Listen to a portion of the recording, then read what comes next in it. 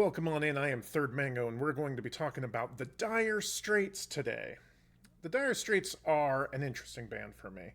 I started listening to music in the mid 90s. My dad and mom uh, mainly listened to classical music. My dad would listen to a little bit of 70s rock, but because I was the oldest, I didn't have an older brother that was listening to music. I had to sort of find music myself. And so there was a radio station called Arrow 103.5 growing up that would play the best of the 60s, 70s, and 80s. And so they played some Dire Straits every once in a while. And the song for me was Sultans of Swing. When I heard that, that was the song that I was like, ooh, I want to check out this band. And so I went to my local used CD store and picked up their self-titled album. And so most people got into this band through, Money for Nothing, but for me it really was that first album. And and so when I decided to do this project and listen to each of the albums from the Dire Straits, the only one that I really had a big connection to was that first album. And so I sort of came into this pretty much as a brand new listener to the Dire Straits, minus the Sultans of Swing and Down on the Waterline. So let's talk a little bit about the Dire Straits. Active from 1977 until 1995.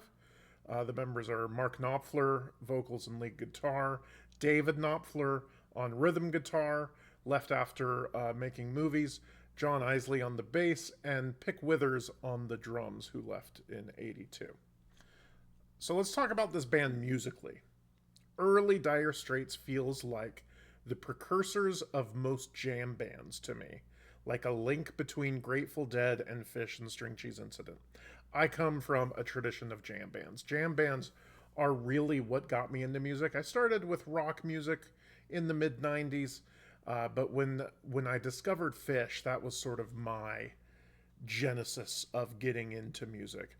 And so a lot of what I often hear in music of this era is in terms of jam bands. And and they have a really interesting sort of jam band groove throughout. They definitely sound a bit more like String Cheese Incident than a lot of other bands, which is interesting because it's sort of like they have this weird country edge to them, despite being from the UK. Sort of a precursor to sort of country rock that began to really hit through into the 2000s, sort of that twangy guitar. They have interesting lyrics, often very story based, good jams throughout. But what I really like about Dire Straits are the groove driven improvisation. They have that a little bit in some of their polished slow ballads, but for the most part, it's those songs that sort of are driving and do interesting things throughout musically. So this is the third time that I'm doing one of these discography dossiers, and I'm going to change up the format for this one. The first one I did was the Brothers Johnson. Second, I did the Brazilian Girls. What I'm going to do in this one is I'm going to actually go in ranking order. I'm going to rank them as we go, talk about my rankings, and try this out. So let's rank the Dire Straits. We have 6 albums ahead of us. 1978's Dire Straits, 1979's Communique, 1980's Making Movies, 1982's Love Over Gold, 1985's Brother in Arms, and 1991's On Every Street. So, let's see where I rank them. And I'm expecting a lot of people to disagree with my rankings, especially as we start right here. Starting off with number 6, coming in at number 6 for me at 3 out of 5 stars is my truly controversial pick. That's right. I'm ranking it right at the bottom, 1985's Brothers in Arms. This is truly where I might lose people, because from what I can tell, this is not only their most popular album, it's often at the top of most people's lists. But I gotta say, for me, it's a clunker. If not for Money for Nothing and Walk on Life, this album would just nothing on it. There's nothing on it. Dire Straits slow songs for me are just not my thing at all. having gone through the discography of this band, this album is interesting because it's unlike a lot of the other stuff. It has the one super duper mega hit, which is why I think the album is generally so well liked, because of that mainstream success of Money for Nothing. Looking at the output of the Dire Straits post this album, it shows that this was a fundamental change and probably really affected the band in a significant way. They had sort of lost the jamming roots, the country and blues, sort of that prog rockian esque sort of a country Pink Floyd to them. And this album goes so far against the rest of their jamming output, and it's why, for me, it's their worst album. My favorite song on the album is Walk on Life. It's the second most popular song, and we can definitely talk about Money for Nothing. It's a banger of a song with a really unfortunate lyric. What I do like about Money for Nothing, though, is that it leans into what brought them to the dance, the length. This album also was one of the most famous ones because it was one of the driving forces of the first compact disc. It was essentially we have CDs, and this album is going to be the CD's album. You know, Brothers in Arms was presented as, get this on CD. And so it was sort of the genesis of CDs. The rest of the songs on the album are there. Why Worry and Your Latest Trick for me are just plain boring. And so Brothers in Arms, the song, is my third place song on the album, but like the rest of the album, I'm just really not into it. And so overall, this is getting last place at 3 out of 5 stars. So then coming in at 5th place is 1991's On Every Street. I imagine On Every Street is probably in last place for everyone else, and I understand this one's very mixed for most. It's probably in 6th place for most Dire Straits listeners. The album just suffers from essentially having a lot of really slow plotting ballads. It also probably suffers too from the changing landscape of the early 90s. You know, grunge and rock started to really become a thing in that early 90s soundscape, and so having sort of this sort of country rock album as sort of the backlash to the 80s was starting to happen probably didn't help as much. The one standout for me is the song The Bug. It's it reminds me a lot of Fish's Back on the Train. It's got a consistent groove, and it's something that I'm really missing that is a part of the early output of the band. I really like this song. I also enjoyed Calling Elvis and When It Comes to You. But overall, decent album, nothing too special. Comes in at 3.5 out of 5, my 5th place. So let's go to my 4th place. This is going to be 1982's Love Over Gold. This is a good album overall. It feels very jam band centric, where the songs are longer and the jams are better. Leaving it at only 5 songs does feel very Pink Floyd of them. And the album is very moody, like Pink Floyd records too. Telegraph Road is the star of the album. It's a good Freebird style song with an amazing last 4 minutes, clocking in at 14 minutes total.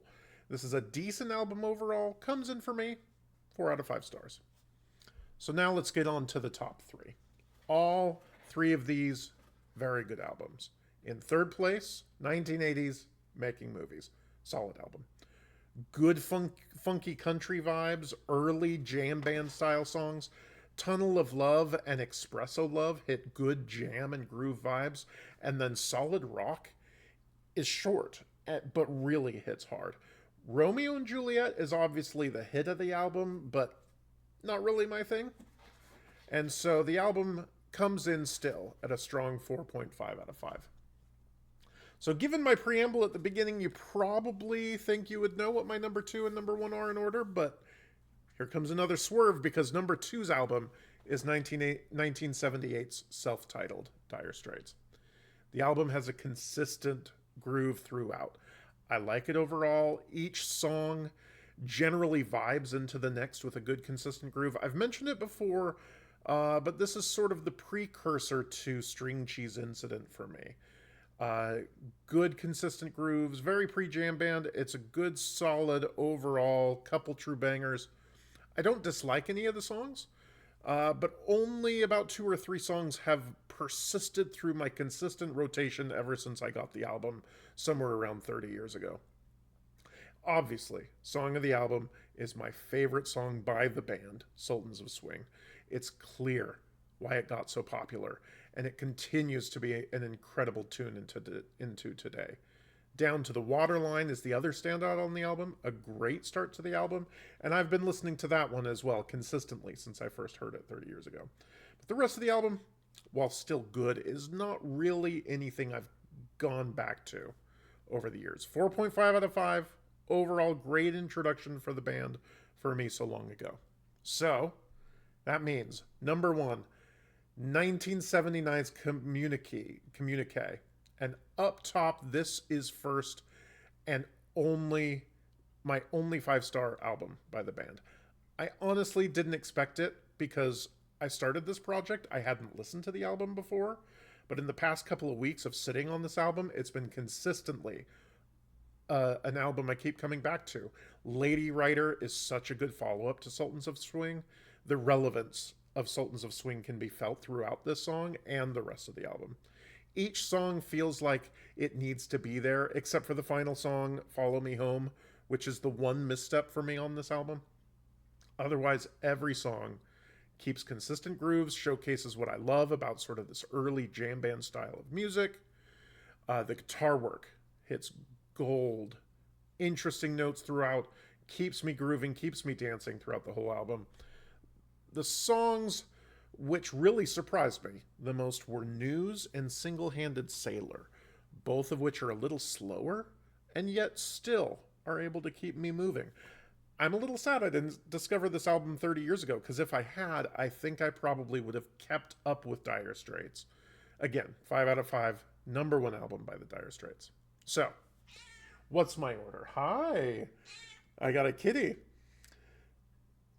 Personal order: Brothers in Arms at 6, On Every Street at 5, Love Over Gold at 4, Making Movies at 3, Dire Straits at 2, and number 1 is Communique. So, overall, it was fun going through their output. I mentioned jam bands a lot. It's where I first got into music, so it's interesting to hear a band I had never really associated with jam bands giving me consistent jam band vibes. So please, I want to hear your rankings. Where do you put the albums? Am I totally off base with my Brothers in Arms and Communique takes? I would love to hear your thoughts. Love to hear your rankings. Also, what you think about this format. Also, with this kitty that is absolutely making lots of noise. You're probably hungry, aren't you? So, thank you so much for coming. We're going to keep doing this format for a little bit, see how it is. And yeah, please give me a like and subscribe. I'm a pretty decently new YouTube channel here, and I'd love to keep doing this. So yeah, thanks for coming. Appreciate it. See you in the next one.